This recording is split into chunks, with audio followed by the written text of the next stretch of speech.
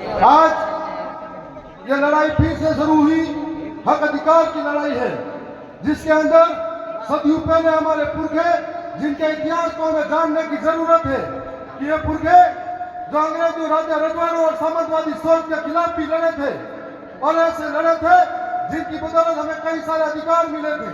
और आज उस लड़ाई को आगे लाने के लिए ये जो पीढ़ी है वो आगे आई है। भील प्रदेश की मांग कोई नई मांग नहीं है। 1818 से पहले भी मानगढ़ की पहाड़ी के अंदर गुरु गोविंद महाराज के नेतृत्व में लाखों लोग इकट्ठे हुए थे और भजनों के माध्यम से जन जागरण करते थे और उसके माध्यम से हमारे लोगों को इकट्ठा करके अलग भील प्रदेश की मांग रखी गई थी।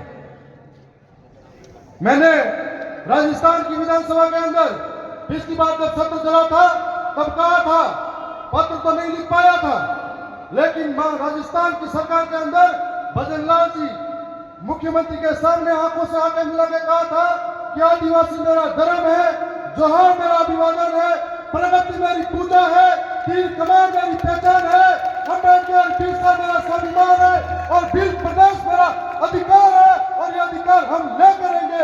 यह बात राजस्थान की विधानसभा के अंदर कही थी। और उसके बाद में मैं मानता हूं कि तमाम गांव गांव गली गली मोहल्ले में जब दक्षिणी राजस्थान के अंदर जन जागरण शुरू हुआ तो एक नारा गूंज उठा कि भील प्रदेश चाहिए और धीरे धीरे मध्य प्रदेश के अंदर जैश नाम का एक तूफान पैदा हुआ और जैश के अंदर ऐसे कई क्रांतिकारी लीडर हुए जो समाज को एक करने का काम कर रहे थे। लेकिन बाद में मुझे लगा कि जब जैश उफान पे आया, एक था दिखाने की जरूरत हुई, तब जैश के अंदर कई ऐसे सामाजिक लीडर थे जो अलग अलग वर्चस्व की लड़ाई में बढ़ते गए और इस सामाजिक लीडर ने यह नहीं सोचा कि जिस जमीन से हम उठे, जिन लोगों ने की आशा और विश्वास के साथ में हमें आगे लिया और जिस समाज के नाम पर पहचान बनाई और उस समाज का दामन छोड़ के अन्य लोगों के साथ में गए जब हमें अपनी जरूरत महसूस हुई। आज दक्षिणी राजस्थान के साथ साथ में गुजरात, महाराष्ट्र के अंदर भी ये लड़ाई भील प्रदेश की है जो घर घर पहुंची है और दक्षिणी राजस्थान एक आईना है जिसको देखकर आज पूरे देश के आदिवासी एकजुट होने का कार्य कर रहे हैं। मैं मानता हूं कि दक्षिणी राजस्थान के अंदर आज राजस्थान की विधानसभा में हम 4 भाई गए हैं और दिल्ली के अंदर हमारा 1 भाई गया, लेकिन कभी भी आदिवासियों की समस्या को लेकर हो, आदिवासियों की बात को लेकर है, हम कभी पीछे नहीं हटे।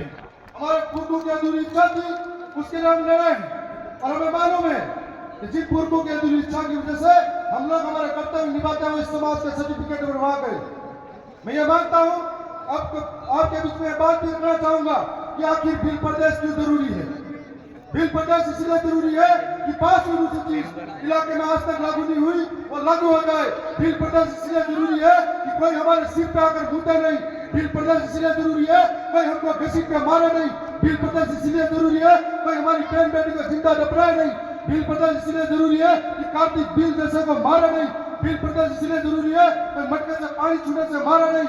भील प्रदेश इसलिए जरूरी है कोई हमारे पुरखों की विरासत जल जंगल जमीन को छीने नहीं। इसलिए भील प्रदेश जरूरी है। और आज से पहले 1818 से पहले इस इलाके के अंदर अरावली की पहाड़ियां हो या इन 4 जगह पे आदिवासियों ने कभी प्रकृति को नुकसान नहीं पहुंचाया, न ही आदिवासियों ने जंगलों का खनन के लिए काटा था। और आज सरकार ने ऐसे ऐसे कानून ला रही है जो वन विभाग के अंदर हमारे आदिवासी वर्षों से इस जमीन पर रह रहे थे, ये वन विभाग के कानून बाद में आए, उससे पहले रह रहे थे। सरकार उनको बेघर करने का काम कर रही है, लेकिन खनन के नाम पर, कभी विकास के नाम पर आदिवासियों को विस्थापित करने का काम कर रहे हैं। और कभी कभी जब हक की बात करते हैं तो नक्सलवादी कहकर उन्हें मारा जाता है। जिस तरह के मध्य प्रदेश के अंदर बेघर जनजाति को, आदिवासियों को मारा जा रहा है।